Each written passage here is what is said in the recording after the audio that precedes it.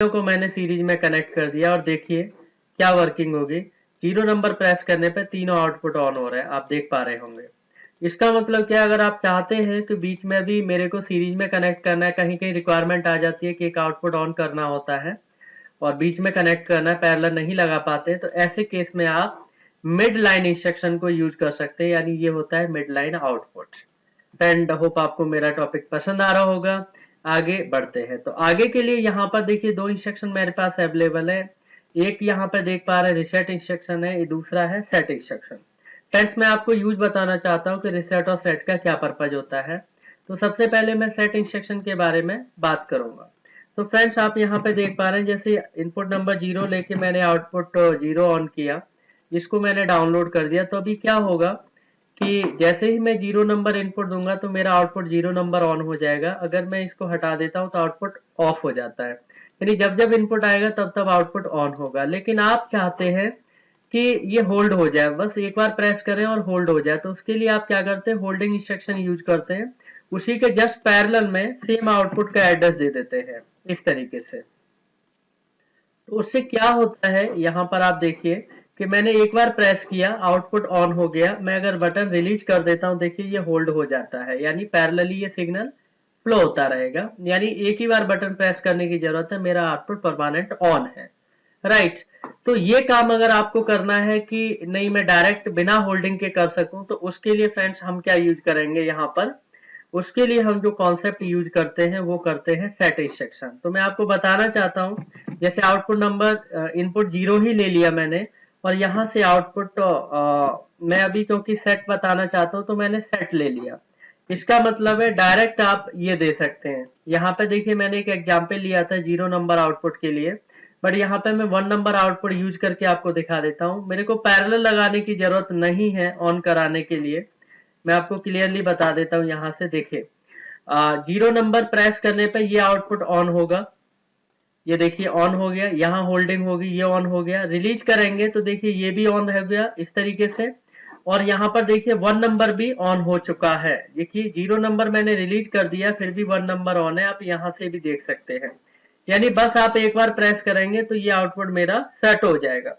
तो सेट का मतलब है परमानेंट ऑन हो गया। आप इस तरीके से भी लगा सकते हो और इस तरीके से भी यूज कर सकते हैं, ठीक है।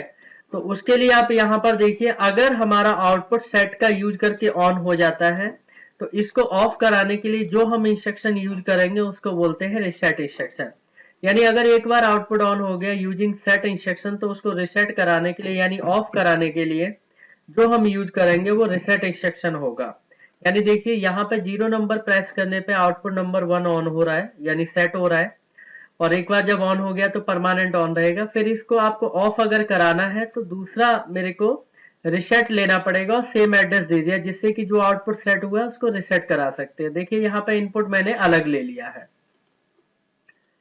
तो आप देख पा रहे हैं सारे इंस्ट्रक्शंस की वर्किंग बता रहा हूं। तो यहाँ देखिए मैं अभी इनिशियली ऑफ कर देता हूं सारे आउटपुट को। देखिए 0 नंबर प्रेस करने पे देखेंगे यहाँ पे आउटपुट नंबर 1 ऑन हो गया, यहाँ पर देखिए टिक आ गया, यानी ये परमानेंट ऑन है। आप कितना भी प्रेस रिलीज कर लीजिए आगे, 1 नंबर आउटपुट मेरा परमानेंट ऑन हो जाता है। अब आपको इसको ऑफ करना है तो रिसेट मैंने लिया हुआ है, 1 नंबर इनपुट से कनेक्ट कर रखा है। तो जैसे ही 1 नंबर प्रेस करूंगा तो जो आउटपुट मेरा परमानेंट ऑन था, होल्ड था, वो मेरा ऑफ हो गया। यानी अगर आपको ऑफ कराना है आउटपुट तो उसके लिए रिसेट लेना पड़ेगा और सेट। तो सेट का मतलब है परमानेंट ऑन करना, रिसेट का मतलब है परमानेंट ऑफ करना। तो ये भी हम इंस्ट्रक्शन काफी ज्यादा यूज करते हैं, ठीक है, क्योंकि अगर मुझे पैरेलल होल्डिंग नहीं लगाना, मुझे सेट और रिसेट से काम चलाना है, तो आप इस तरीके से यूज कर सकते हैं, ठीक है। आगे बढ़ते हैं, तो यहाँ पर अभी तक आपने जो देखा कि ये अलग अलग इंस्ट्रक्शन थे सेट और रिसेट के, ये देखिए अलग अलग इंस्ट्रक्शन है, यहाँ पर दिया भी है। लेकिन आप चाहते हैं कि एक ही इंस्ट्रक्शन में दोनों हो, तो उसके लिए यहाँ पे आप देखिए दो ऑप्शन दिखाई दे रहे हैं, रिसेट सेट फ्लिप फ्लॉप, और यहाँ पे है सेट रिसेट फ्लिप फ्लॉप। तो मैं एक बार रिसेट सेट फ्लिप फ्लॉप दिखाता हूँ कैसे यूज करना है। तो इसमें दो इनपुट यहाँ पे दिए हुए हैं, आप दो इनपुट यहाँ पर ले सकते हैं। जैसे मैंने यहाँ से i0.0 लिया और दूसरा मैंने 1 ले लिया, और यहाँ पर जो एड्रेस देना है वो m0.0, यानी एक मेमोरी में डेटा स्टोर होगा, जो भी स्टेटस होगा। और यहाँ से आप एक आउटपुट कॉइल ले सकते हैं जिससे कि आपको आउटपुट भी दिखता रहे। इसको यहाँ से डाउनलोड कर दीजिए। उसके बाद यहाँ से देखेंगे 2 इनपुट आपके पास अवेलेबल है, यानी रिसेट यानी जो 0 नंबर से, सेट मीन्स 1 नंबर से। तो अब मैं पहले सेट करूंगा 1 नंबर से, तो आप देखेंगे डेटा जो है इस मेमोरी बिट में स्टोर हो गया और आउटपुट पे चला गया। यानी मेरा आउटपुट अभी परमानेंट ऑन है, यानी 0 नंबर आउटपुट। अगर इसको ऑफ करना है तो 0 नंबर इनपुट आपको देना पड़ेगा, तो ऑफ हो जाएगा। यानी 1 नंबर इनपुट देंगे तो ऑन हो गया, 0 नंबर देंगे तो ऑफ हो गया। यानी 1 नंबर सेट हो गया और 0 नंबर रिसेट हो गया। तो इस तरीके से हम ये सेट और रिसेट इंस्ट्रक्शन यूज कर सकते हैं। एक ही बॉक्स में दोनों का फंक्शन अवेलेबल होता है। अगर आपको इंडिविजुअल लगाना है तो आप ये अलग से भी इंस्ट्रक्शन आप यूज कर सकते हैं। तो ये वाला जो इंस्ट्रक्शन था ये RS फ्लिप फ्लॉप था, यानी RISAT and set flip flop. अगर आपको अभी सेट और रिसेट फ्लिप फ्लॉप यूज करना है तो आप ये कर सकते हैं। इसमें फर्क क्या है, दोनों में फर्क ये है कि सेट और रिसेट में SR में S ऊपर रहता है, R नीचे की तरफ है, यानी S सबसे पहले आता है, रिसेट बाद में। RS में क्या, रिसेट पहले एंड S बाद में आता है। यही दोनों में फर्क होता है। तो यहाँ पे आप एड्रेसिंग कर सकते हैं। तो अभी क्या हो जाएगा, जो हमारा पहले रिसेट था अब सेट बन गया, यानी जस्ट अपोजिट हो गया। काम वैसे ही करेगा जैसे पहले था। यानी अगर आप यहाँ से 0 नंबर इनपुट देंगे तो आउटपुट 0 नंबर ऑन हो गया, और अगर आप 1 नंबर इनपुट देंगे तो आउटपुट जो ऑन हुआ था वो ऑफ हो गया। राइट, तो इस तरीके से हम ये भी फ्लिप फ्लॉप यूज कर सकते हैं, और इसका भी यूज हम लोग सेट रिसेट कराने के लिए कर लेते हैं। नेक्स्ट फ्रेंड, आपको मैं बताने जा रहा हूँ बहुत इंपॉर्टेंट इंस्ट्रक्शन है, that is basically positive RLO edge detection and this is negative RLO edge detection. आप इसको ये भी कह सकते हैं rising edge and falling edge. यानी P वाला जो सिंबल है राइजिंग एज एंड N वाला है फॉलिंग एज। मैं आपको बताना चाहता हूँ ये इंस्ट्रक्शन होता क्या है। जैसे कि आपको पता होगा कि NO पुश बटन होता है, जब आप उसको प्रेस करते हैं तो वो राइजिंग एज की तरफ बढ़ता है, जब रिलीज करते हैं तो फॉल एज होता है। यानी जब बटन ऑफ से ऑन स्टेट जाता है तो राइजिंग एज है, और ऑन से ऑफ स्टेट में आता है तो फॉलिंग एज है। तो अगर आप चाहते हैं कि एक प्रॉपर एक पल्स को आपको अगर सेपरेट करना है तो उसके लिए जो इंस्ट्रक्शन यूज करते हैं rising edge and falling edge instruction use करते हैं।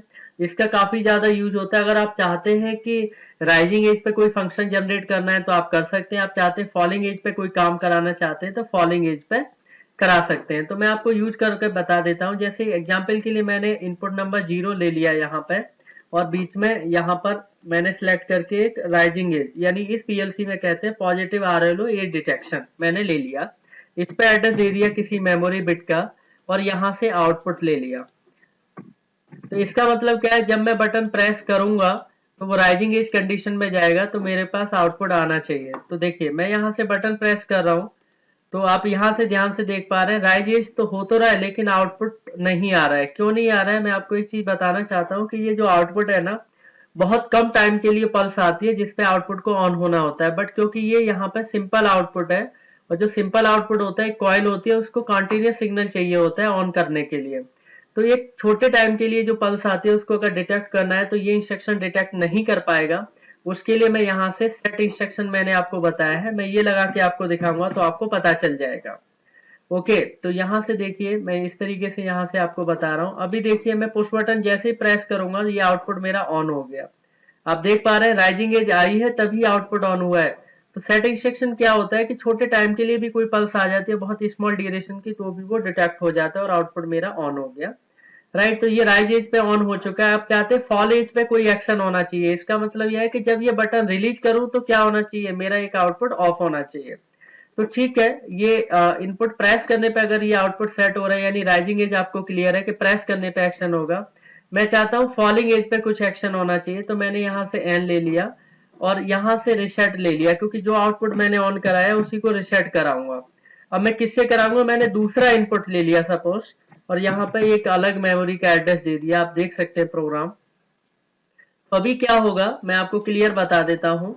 तो जैसे इनपुट नंबर मैंने प्रेस किया और इसको रिलीज किया तो आउटपुट मेरा ऑन हो गया है। अब अगर मुझे इस आउटपुट को ऑफ करना है तो रिसेट मेरे को यूज किया है, मेरे को यूज करना है।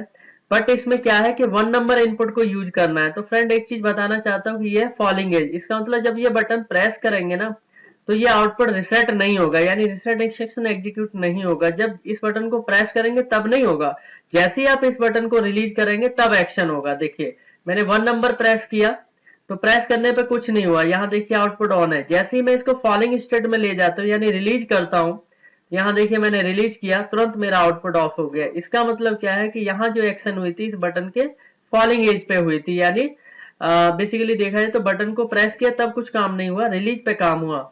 मैं एक बार फिर बता देता हूँ, I0.0 प्रेस करेंगे तो ये राइजिंग एज पे एक्शन हुआ, रेसेट होना। रिलीज कर दिया कुछ नहीं हो सकता क्योंकि राइजिंग एज पे एक्शन मिला है, लेकिन जैसे ही मुझे फॉल करूंगा, फॉल के लिए मेरे क्या करना पड़ेगा, I1 का यूज करना पड़ेगा। तो I1 जैसे ही प्रेस किया तो कुछ नहीं हुआ, देखिए आउटपुट ऑन है। जैसे ही मैं इसको रिलीज करूंगा तुरंत मेरा आउटपुट क्या हो गया, ऑफ हो गया। तो इस तरीके से हम basically rising edge falling edge instruction काफी ज्यादा यूज करते हैं। और इसे इन इंस्ट्रक्शंस का यूज वहां पे होता है जहां पे आपको कोई भी एक्शन लेना हो, जैसे ही एक इंस्टेंट पल्स आती है तुरंत एक्शन करना है, या पल्स जैसे ही चली जाती है तो एक्शन चाहिए, तो उस जगह हम लोग यूज करते हैं। तो नेक्स्ट इंस्ट्रक्शन मैं आपको बताने जा रहा हूँ, इस तरीके से ये दो इंस्ट्रक्शन और हमारे पास अवेलेबल है। तो मैं आपको बता देता हूँ कि ये इंस्ट्रक्शन क्या है। सिंपल, अगर यहाँ पे आप देखेंगे NES पे, तो एड्रेस नेगेटिव एज डिटेक्शन, यानी नेगेटिव एज जो फॉलिंग एज होती है अगर आपको डिटेक्ट करना है तो उसके लिए यूज करते हैं। और अगर आप पॉज पे चले जाएंगे तो एड्रेस पॉजिटिव एज डिटेक्शन, अगर कोई पॉजिटिव एज आती है उसको डिटेक्ट करना है तो आप यूज कर सकते हैं। यानी ये दोनों जो इंस्ट्रक्शन मैंने अभी बताया है इसी तरह के ये भी होते हैं, बट ये बॉक्स के फॉर्म में अवेलेबल होते हैं। तो लास्ट में जो अभी मैंने अभी प्रोग्राम बनाया है उसी तरह का प्रोग्राम मैं यहाँ पर भी बना सकता हूँ, कोई दिक्कत वाली बात नहीं है। जैसे सेम I1 का एड्रेस दिया था निगेटिव एज में, यहाँ पर मैंने एक M0.1 बिट मैंने यहाँ से ले लिया, और जो आउटपुट मैंने जो रिसेट कराया था वो यहाँ पर आप ले सकते हैं। जैसे मैंने 0 ले लिया, और यहाँ पर मैंने एक बटन लिया था 0, और बिट नंबर मैंने 0 ले लिया, और यहाँ पे क्या है जो सेट कराना है उसके लिए मैंने सेट ले लिया, क्योंकि पल्स है उसको मुझे यहाँ पर सेट और रिसेट लेना पड़ेगा तभी आपको पता चलेगा। तो यहाँ पर आप ब्लॉक्स के फॉर्म में भी इनको यूज कर सकते हैं, काम वही होगा जो पहले था। देखिए पहले मैं राइजिंग एज पे क्या कराना चाहता हूँ, सेट कराना चाहता हूँ, तो मैंने 0 नंबर प्रेस किया, देखिए मेरा आउटपुट सेट हो गया।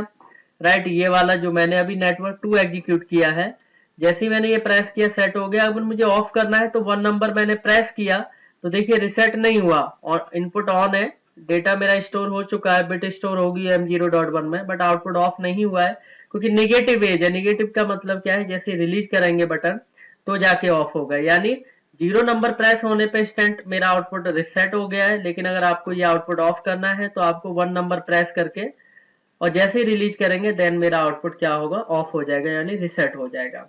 तो इस तरीके से मैंने फ्रेंड्स आपको ये बताया कि बिट लॉजिक में जो इंस्ट्रक्शन होते हैं किस तरीके से यूज करते हैं, कैसे इंप्लीमेंट करते हैं। तो बेसिक स्टार्टिंग जो सीमेटिक मैनेजर सॉफ्टवेयर में होती है वो इन्हीं इंस्ट्रक्शन के साथ शुरू होती है।